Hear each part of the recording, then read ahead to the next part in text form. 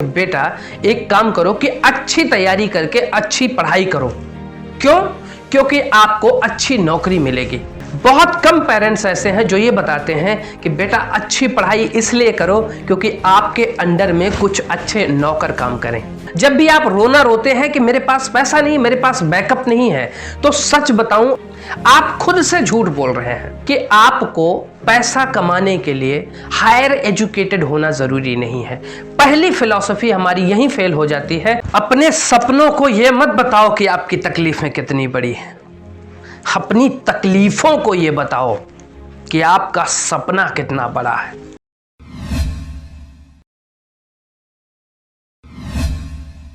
अपने सपनों को यह मत बताओ कि आपकी तकलीफें कितनी बड़ी हैं, अपनी तकलीफों को यह बताओ कि आपका सपना कितना बड़ा है। दोस्तों, मैं देवत पुत्र सुनील यादव यहाँ उपस्थित ब्रह्मांड के कण कण को प्रणाम करता हूँ। मेरे मामा का लड़का है रवि और उसका एक दोस्त है धीरज। इन दोनों से मेरा 1-2 दिन पहले डिस्कशन हुआ कि मैंने जो पिछले वीडियो में कुछ चीज़ें डिस्कस की थी कि यार नौकरी करना ज़रूरी नहीं है पैसा कमाने के लिए। तो चूंकि वो दोनों बच्चे जो हैं वो जोमेटो में काम करते हैं, तो उनके साथ जो डिस्कशन हुआ उससे मुझे एक क्रक्स निकल के आया यार, और बहुत ही वैल्यूएबल क्रक्स था। वो ये था कि यह सिर्फ इंडिया में ही नहीं, विश्व में 95% लोगों को यही नहीं पता है कि उन्हें जीवन में करना क्या है। उन्हें बस भेड़ चाल दिखती है, उन्हें बस चूहा दौड़ में आगे निकल जाना है, बस इतना पता है कि अगर भाई फलाने का लड़का डॉक्टर बन रहा है तो मेरा भी लड़का डॉक्टर बनेगा या मैं भी डॉक्टर बनूंगा। अगर फलाने का लड़का इंजीनियरिंग कर रहा है तो एक काम करो बेटा, आप भी जाके इंजीनियरिंग करो। अगर उसने मान लीजिए कि किसी बिजनेस में सक्सेस हासिल की है तो एक काम करो, मैं भी बिजनेस करूंगा और मैं भी उसमें सक्सेस हासिल करूंगा। हम सिर्फ चूहा दौड़ में निकल रहे हैं। और ये सवाल इतना वैल्यूएबल था कि मुझे इस पे वीडियो बनाना पड़ा, क्योंकि इंडिया की ही नहीं विश्व की जनता को ये बात समझनी चाहिए कि एक्चुअल में आपको क्या करना चाहिए। जो मैं बातें करता हूं वो बातें बिल्कुल आपके दिमाग को हिट करेंगी और बिल्कुल प्रैक्टिकल बातें होंगी। अगर मेरी बातों में कोई भी लॉजिक ना दिखे तो आप मुझे कमेंट सेक्शन में बता सकते हैं, लेकिन मैं आपको अचूक फार्मूला बताने वाला हूं कि यहां से आप कैसे अपने आप को अमीर बना सकते हैं या आप अपनी सोच को बड़ा बना सकते हैं। देखिए, अमीर बनने के लिए मेरा मकसद सिर्फ इतना है कि आप पैसे से ही नहीं, आप अपने मन से भी अमीर बनिए। क्योंकि जो इंसान मन से अमीर बनता है, जिस इंसान की सोच बड़ी होती है, वही बड़ा करने के लिए आगे बढ़ सकता है।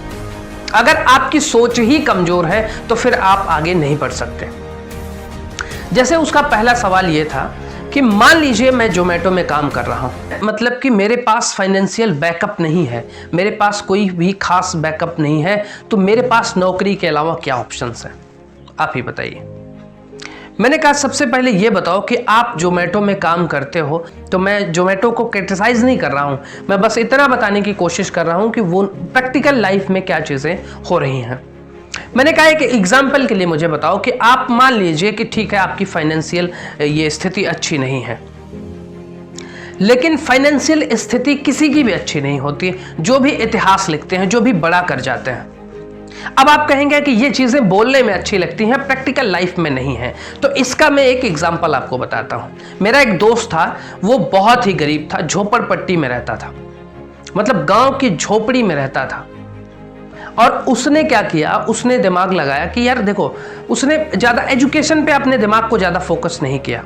उसने काम किया, वो गया शहर, और उसमें क्या काम किया कि कुछ लोग अपनी प्रॉपर्टीज को बेच रहे थे और कुछ लोग जैसे वो जमीन बेच रहे हैं या अपना घर बेच रहे हैं। उनको कस्टमर की जरूरत थी जो सही कॉस्ट उनको दे सके, जो सही पैसे में उनको उस जमीन को या उस घर को खरीद सके। उसने क्या काम किया, वहीं उसी शहर में ही कुछ कस्टमर्स भी थे जिनको चाहिए था कि एक अच्छा घर या एक अच्छी जमीन जहां पे कुछ सही ठीक ठाक रेट लग जाए। उसने क्या काम किया कि जो बेच रहा था, बेचने वाले के पास गया और उसने कहा कि बताइए आप अपनी जमीन को कितने में बेच रहे हैं। उसने कहा भाई 10 लाख रुपए में मैं बेच रहा हूं। उसने कहा कि मैं आपको रेगुलर कस्टमर्स दे सकता हूं, मैं आपको रेगुलर कस्टमर ला के देता रहूँगा। आपकी जितनी भी ज़मीनें हैं या जो भी आप काम कर रहे हैं उसमें मैं आपको मुनाफा देता रहूँगा, लेकिन आपको 10 लाख नहीं, आपको ये ज़मीन 9 लाख में बेचनी पड़ेगी, क्योंकि आप ज़्यादा प्रॉफिट नहीं ले सकते। थोड़ा थोड़ा प्रॉफिट लीजिए तो आपका काम हो जाएगा। उसने कहा, वो एग्री हो गया, उसने कहा कोई बात नहीं, मैं 9 लाख में ही दे दूंगा, मुझे कस्टमर चाहिए, जेन्युइन कस्टमर चाहिए जो मुझे तुरंत पेमेंट कर सके। अब उसने क्या किया, कस्टमर को इकट्ठा किया, कस्टमर से ये बताया कि भाई देखिए, ये जो जमीन है इसका मार्केट रेट 11 लाख रुपए है, लेकिन मैं आपको इस जमीन को 10 लाख रुपए में दिला दूंगा। तो कस्टमर भी रेडी हो गया, उसने कहा यार सही बात है, इस जगह पे मार्केट की रेट थोड़ा हाई है।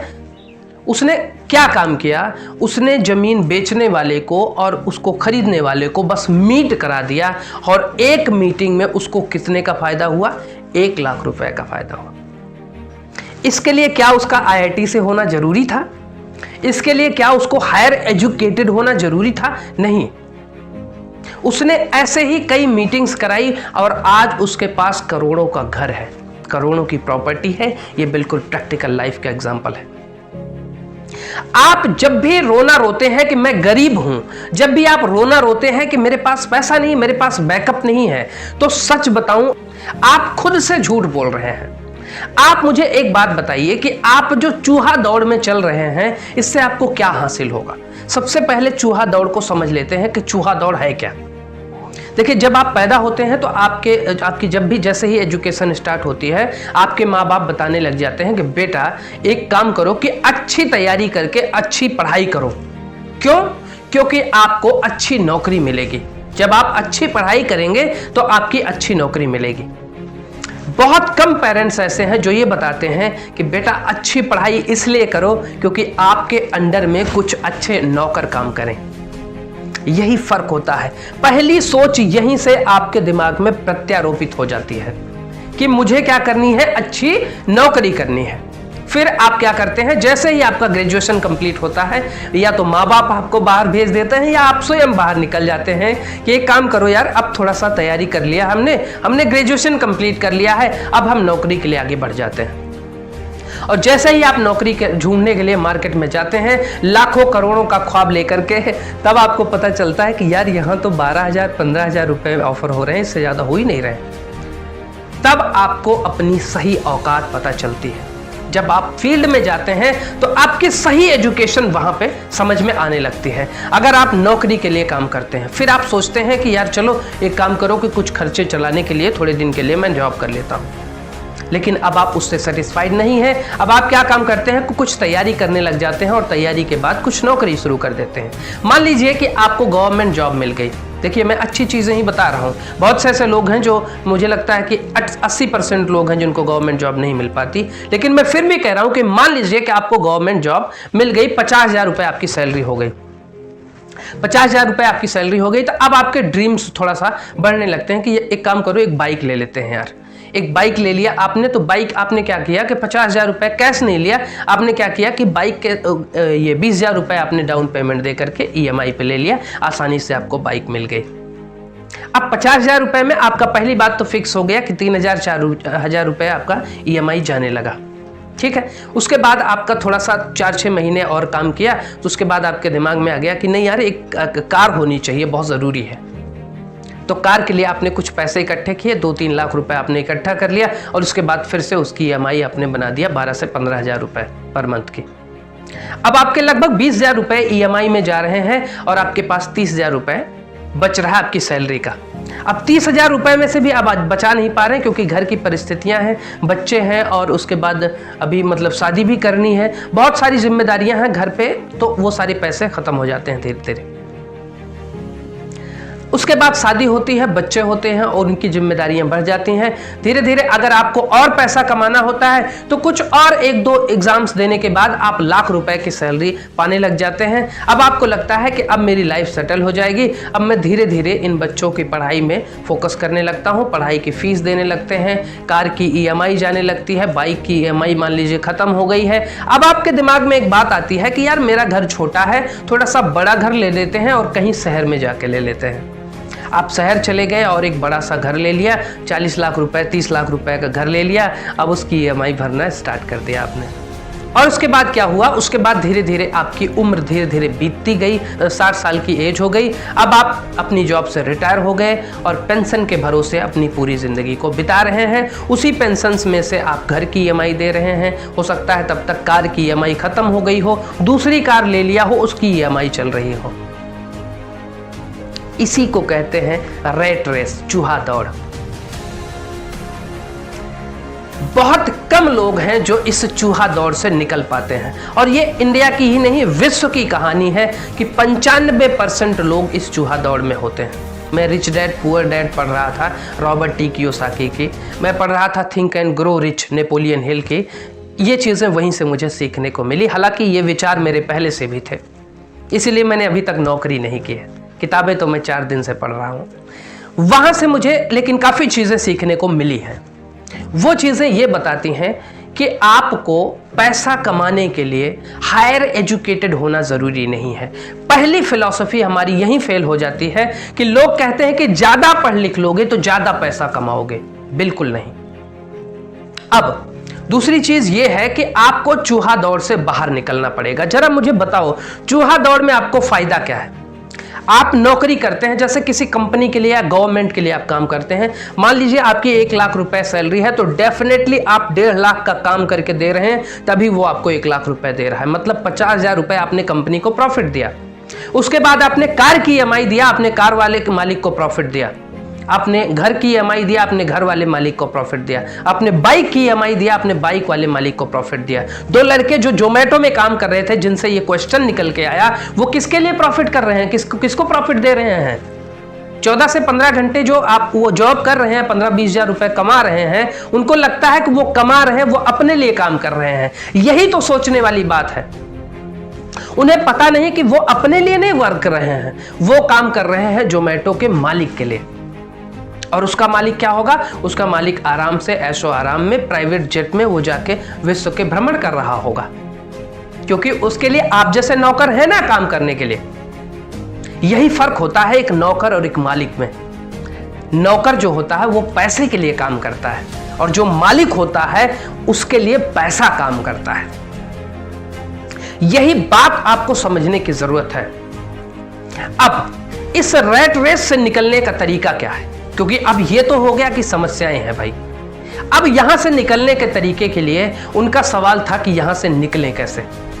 तो जो मेरा अपना अनुभव कहता है, यहां से निकलने का बहुत ही साधारण और सरल तरीका है।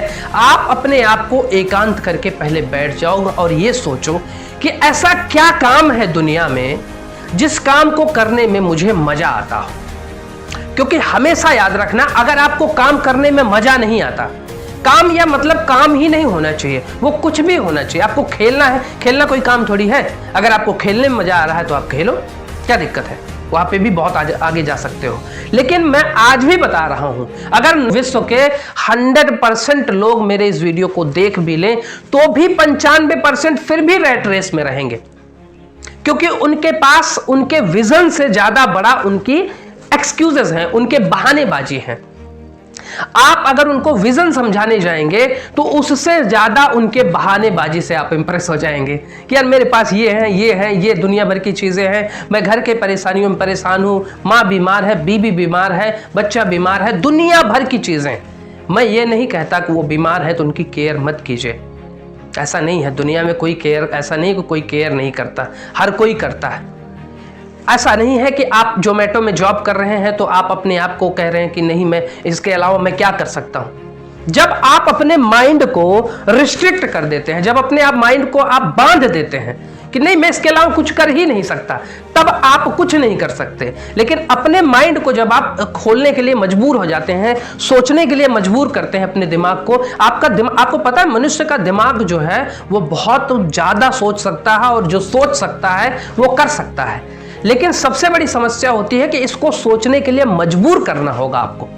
जब आप इस बात के लिए इसको मजबूर करेंगे कि नहीं यार मैं किसी और के लिए काम क्यों कर रहा हूं, मैं अपने लिए काम कर सकता हूं। और अपने लिए काम कैसे किया जाए, अब इसका सॉल्यूशन देखते हैं। सबसे पहले ये देखो कि आपका इंटरेस्ट किस फील्ड में है। जब मैंने उन लड़कों से पूछा कि ये बताओ कि आपका इंटरेस्ट, आपको मजा किस चीज में आता है, तो उनका अजीबोगरीब जवाब था। उन्होंने कहा कि मुझे घूमने में मजा आता है। तो क्या आप ये कहना चाहते हैं कि मैं घूमने से पैसे कमा सकता हूं? मैंने कहा आप बिल्कुल कमा सकते हैं, आप घूमने से ही पैसे कमा सकते हैं। आप जानते हैं रितेश अग्रवाल कौन है? आप जानते हैं भावेश अग्रवाल कौन है? ये जो रितेश अग्रवाल हैं वो ओयो के मालिक हैं और जो भावेश अग्रवाल हैं ये ओला के मालिक हैं। दोनों ने क्या किया? रितेश अग्रवाल ने क्या किया कि वो अक्सर ट्रैवल करते रहते थे, तो उनको जो है होटल फाइंड करने में बहुत दिक्कत होती थी, और अगर होटल मिलता भी था तो वो साफ सफाई वाला होटल नहीं होता था और उसकी कॉस्ट जो होती थी वो हायर होती थी। मतलब 2000 रुपये में भी अगर वो होटल मिल रहा है तो वहाँ पे साफ सफाई नहीं होती थी, फैसिलिटी नहीं होती थी। तो उन्होंने दिमाग लगाया कि ये बताइए कि ऐसे बहुत से कस्टमर्स आते हैं जो होटल को फाइंड आउट करते हैं लेकिन वो सेटिस्फाई नहीं होते, और ऐसे बहुत से अच्छे होटल भी हैं जिनके पास कस्टमर ही नहीं आते। उसने जुगाड़ लगाया, उसने क्या किया, उनका खुद का होटल थोड़ी है, वो सारे होटल्स को टाई अप करके कस्टमर्स के साथ उन्होंने क्या कर दिया, एक ओयो बना दिया। अब क्या हो कि आप 700 रुपए भी देते हैं अगर किसी होटल में जाके, तो अच्छी खासी एसी लगी हुई है, अच्छी खासी फैसिलिटी है, आप 12 घंटे वहां स्टे कर सकते हैं। क्या किया उसने प्रॉब्लम्स का सोल्यूशन दिया। बस ना यार, आप कह रहे थे ना कि घूमने में मुझे मजा आता है, तो घूमने से ही देखो फाइंड आउट हो गया सोल्यूशन, और वो अरबपति हैं, उनके पास पैसे की कमी नहीं है। वही काम भावेश अग्रवाल ने किया। उसने क्या काम किया कि यार आज के समय में लोगों के पास, सबके पास कार नहीं है, लेकिन वो शहर में कार से चलना चाहते हैं। बहुत से लोगों के पास कार है लेकिन उनके पास कस्टमर्स नहीं है। उसने क्या किया, उनको दोनों को मीट करा दिया, उन्होंने ओला बना दिया। बात समझ में आई आपको? आपकी जो प्रॉब्लम्स है, आप मुझे एक सवाल का जवाब दो, इस दुनिया में जितने भी ये इन्वेंशन हुए हैं वो कहां से हुए हैं? इन्वेंशन वो कहीं ना कहीं समस्याओं का समाधान है। किसी ना किसी समस्या का आपने समाधान निकाल दिया, बस आपको क्या करना है, आप हो गए खरबपति। एक बंदे ने क्या काम किया, उसने देखा कि यार लोग जो है बड़े बड़े बैग को सर पे ले जा करके ढो रहे हैं, और इतना वजन लेकर के सर पे ले जाके रख रहे हैं। वो ट्रैवलिंग के टाइम पे वो इतना ज्यादा वजन सर पे ले जाके चल रहे हैं। वो उसने क्या काम किया, उसने कहा यार इस बैग में अगर मैं 2 व्हील लगा देता हूं छोटा सा, तो इसको ट्रॉल किया जा सकता है इजिली।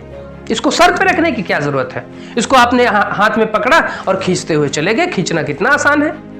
अब आप सोचिए, इसके लिए उसका IITian होना जरूरी नहीं है, इसके लिए उसका हायर एजुकेटेड होना जरूरी नहीं है। मैं ये नहीं कहता कि आप पढ़ाई मत करो, पढ़ाई करने से आपके अंदर समझ विकसित होती है, पढ़ाई करना बहुत ज्यादा जरूरी है। लेकिन मैं ये कहना चाहता हूं कि हायर एजुकेटेड व्यक्ति ही ज्यादा पैसा कमाएगा, ये अपनी मेंटेलिटी से, अपने दिमाग से ये बात निकाल दो। उसने क्या किया, उसने बैग में बस व्हील लगा दिया और आज वो खरबपति है। तमाम बैग्स ऐसे चल रहे हैं। अब मुझे एक बात बताओ, अगर तो किसी समस्या का समाधान निकालने से ही आप खरबपति या अमीर बन सकते हैं, तो मुझे बताओ कि विश्व में समस्याएं कम है क्या? आपको सिर्फ अपनी समस्याओं पे फोकस करना है, समस्याओं को देखो और समाधान ढूंढ लो। अब भगवान के लिए यह मत कहना कि हमारे पास समस्या ही कम है, क्योंकि आपके पास समस्याओं का भंडार है, और आपको उन्हीं समस्या में से किसी एक समस्या पे फोकस करके उसी समस्या का हल ढूंढ लेना है और आप अमीर बन सकते हैं। ठीक है, देखो मैं कुछ दिनों पहले मैंने एक प्लान बनाया था, जैसे आपका जोमेटो काम कर रहा है, फूड डिलीवरी कर रहा है, वैसे ही मेरे दिमाग में एक प्लान चल रहा था। सब्जी मंडी से हम सब्जी उठाएंगे और एक ऐप बनाएंगे जिस पे लोग सब्जी को ऑर्डर कर सकते हैं। जैसे मान लीजिए कि आपको 20 रुपए किलो आलू मिल रही है सब्जी मंडी में, तो आप 22 रुपए किलो अगर आलू उनको घर पे दे देंगे तो उनको कोई बुराई नहीं है। ऐसे ही सारी सब्जियों को आप घर पे डिलीवरी कर सकते हैं, अपने एम्प्लॉइज को बाइक के साथ वहां पे रख सकते हैं, वो बाइक से ले जाके आपकी सब्जी का डिलीवरी कर देंगे घर पे। लेकिन समस्या क्या थी कि जब हमने अपने दोस्तों से, अपने रिलेटिव से बात किया, तो फिर उनको लगा कि नहीं यार, इसमें प्रॉफिट क्या है भाई, 2 रुपए के लिए आप सब्जी मंडी से ले जाके घर तक पहुंचा रहे हैं और 50 रुपए का तेल लग रहा है। लेकिन अगर यही सोचा होता भावेश अग्रवाल ने, तो फिर ओला नहीं बन पाता। यही सोचा होता अगर रितेश अग्रवाल ने कि एक रूम में का भाड़ा जो है 1000 रुपए है, अगर मैं रूम को 700 रुपए में दूंगा और AC भी लगा के दूंगा, तो फिर क्या फायदा होगा? देखिए, जब आप छोटा बिजनेस करते हैं तब आपको फायदा नहीं होता, लेकिन जब आप बल्क में करते हैं तब आपको ज्यादा फायदा होता है। तो ये चीजें बल्क में करने की जरूरत थी, ये चीजें पूरे इंडिया में करने की जरूरत थी। लेकिन हमारे साथ प्रॉब्लम ये थी कि मुझे उस फील्ड में इंटरेस्ट था नहीं। एक्चुअली मैं एक मोटिवेशनल स्पीकर हूं और मुझे मोटिवेशन देना ही अच्छा लगता है। मैं बच्चों को या यूथ को मोटिवेट करना ही ज्यादा पसंद करता हूं। ये काम किसी बिजनेसमैन का होता, और मैं आपको बता रहा हूं आज आने वाले समय में, आज की डेट को आप याद कर लीजिएगा। आने वाले समय में ये जो मैंने प्लान बताया आपको, ये प्लान मेरा 4 साल पहले का प्लान है, और आने वाले समय में ये प्लान एग्जीक्यूट होगा, कोई ना कोई इसको जरूर करेगा। मैं आपको बता रहा हूं इसके पीछे की कहानी। जैसे आप मान लीजिए कि गेहूं खरीदते हैं, मान लीजिए 10 रुपए किलो या 20 रुपए किलो गेहूं है। एक बनिया जो है मान लीजिए 1 क्विंटल गेहूं खरीदता है, तो उसको अगर 1 किलो में 1 रुपए का प्रॉफिट होता है तो कितना हुआ, 100 रुपए का प्रॉफिट हुआ। लेकिन जरा सोच के देखो, अगर वही बनिया मान लीजिए 50 ट्रक गेहूं खरीदता है, तो सोचिए उसके पास करोड़ों रुपए आ गए 50 ट्रक से ही। मतलब एक लॉट में ही उसके पास करोड़ों रुपए आ गए। मतलब क्या करना है आपको, आपको बिजनेस करना बल्क में करना है, 2-4 किलो नहीं करना है। जैसे मैंने सब्जी का सिस्टम शुरू किया था, तो एक शहर में नहीं शुरू करना है, पूरे इंडिया में शुरू करना है, तब जाके ये चीजें हो सकेंगी। मेरा कहने का सिंपल सा मतलब है, अगर मन में आपके अमीरी है, अगर आप सच में अमीर बनना चाहते हैं, तो फिर आप बन सकते हैं, इसको कोई रोक नहीं सकता। एक और छोटा सा एग्जांपल मैं आपको बताऊंगा। आप देखिए YouTube आजकल बहुत ट्रेंडिंग ये आपका सोशल मीडिया है, और आपको बहुत अच्छा खासा रकम भी देता है, पैसे भी देता है। लेकिन सबसे इंपॉर्टेंट चीज ये है कि यहाँ पे जो लोग भी डेडिकेशन के साथ काम कर रहे होंगे, आप देखना, या वो 5 या 6 सालों के अंदर में उन्होंने अच्छा खासा पैसा कमा लिया होगा, और जो फेस वैल्यू बढ़ जाती है वो अलग ही। बस आपको अपने रेट रेस से बाहर निकलना होगा। आपको देखिए, लोग क्या करते हैं, लोग सोचते हैं यार कि मैं अगर 1 महीने काम करता हूं तो मुझे सैलरी मिलनी चाहिए, और यही सबसे बड़ी कमी होती है, इसीलिए वो फेल हो जाते हैं, क्योंकि हर समय उनके दिमाग में पैसा चलता रहता है, इसीलिए वो पैसा कमा नहीं पाते। आपको क्या करना होगा, अपनी इंटरेस्ट फील्ड सेलेक्ट करना होगा, और अपनी इंटरेस्ट फील्ड में आपको जाके काम करना होगा। और अगर आप इंटरेस्ट फील्ड सेलेक्ट करते हैं तो आप 2-4 साल काम करेंगे फ्री में, आपको कोई फर्क नहीं पड़ेगा, क्योंकि आपको क्या है, उसमें मजा आ रहा है। अगर आपको YouTube चैनल चलाने में मजा आ रहा है, आपको कुछ ऐसा गाइड करने में मजा आ रहा है, YouTube पे बहुत से, आपके पास बहुत सारी नॉलेज है ना, कोई भी एक फील्ड सेलेक्ट कर लीजिए और उसी पे उस पे नॉलेज देना शुरू कर दीजिए। देखिए 2-4 साल में आपका कैरियर बहुत अच्छे तरीके से बदल जाएगा, एज कंपेयर टू अगर आप कहीं पे 10,000, 12,000, 15,000 की जॉब कर रहे हैं, उससे तो कहीं बेहतर होगा। इसमें एक फायदा क्या होगा, आप दुनिया के किसी भी कोने में रहेंगे, आपने एक वीडियो डाल दिया और आपको करोड़ों पैसे मिल जाएंगे।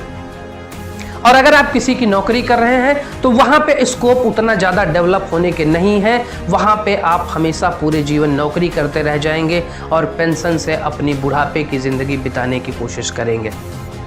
तो मेरा कहने का सिंपल सा मतलब है, अगर आप सोचना चाहते हैं कि मैं अमीर बनना चाहता हूं, अगर आप अपनी बहानेबाजी से अलग हटना चाहते हैं, कि अगर आपने आपके दिमाग ने ये बात स्वीकार कर लिया कि नहीं यार ये चीज़ें नहीं हो सकती, तो बिलीव मी वो चीज़ें कभी नहीं हो सकती। लेकिन अगर आपके मन ने ये स्वीकार कर लिया कि आज नहीं तो 5 साल बाद मैं मिलेनियर बन के दिखाऊंगा, और अगर आपने उसके लिए पूरी ईमानदारी से मेहनत शुरू कर दी है तो आप मिलेनियर बनेंगे, इसको कोई रोक नहीं सकता। ठीक है, तो अपना ख्याल रखना, फिर मिलेंगे कुछ और मोटिवेशनल और इंफॉर्मेटिव वीडियोस के साथ। जय हिंद।